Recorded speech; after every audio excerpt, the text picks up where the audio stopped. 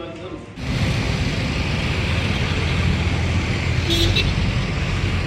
જામનગર શહેરની મધ્યમાંથી પસાર થતી રંગમતી અને નાગમતી નદીના દર વર્ષે પૂરના કારણે જે પરિસ્થિતિ ઊભી થાય છે એના અનુસંધાને સમગ્ર નદીના વિસ્તારમાંથી અંદરના ભાગમાં જે અને કાંઠા ઉપર જે દબાણો છે, રેસિડેન્શિયલ હોય, કોમર્શિયલ હોય કે પછી એગ્રીકલ્ચર હોય, આ બધા દબાણો આપણે દૂર કરવાની એક છેલ્લા અઢી મહિનાથી ઝુંબેશ ચલાવી હતી, જેના અનુસંધાને આજે તમામ 10 પોકેટમાં વોરાના હજીરા સુધીના રંગમતી નદીના દબાણો દૂર કરવામાં આવ્યા છે.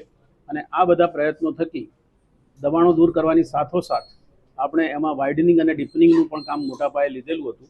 અને આ બધા પ્રયત્નોના કારણે નદીની કેપેસિટીમાં લગભગ 14 થી 15 MCFT જેટલો વધારો થાય છે, કે જેના કારણે આટલા પાણીની સ્ટોરેજ વધશે અને ફ્લોઈંગ કેપેસિટી પણ વધશે.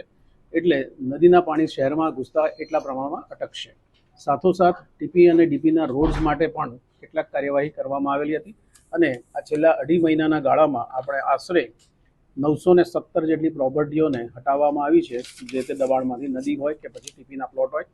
અને આશરે 19.19 લાખ ચોરસ ફૂટ જેટલી જગ્યા કે જેની કિંમત આશરે 260 કરોડ રૂપિયા થાય છે, એ ખુલ્લી કરવામાં આવી છે. આપણે 3 રીતે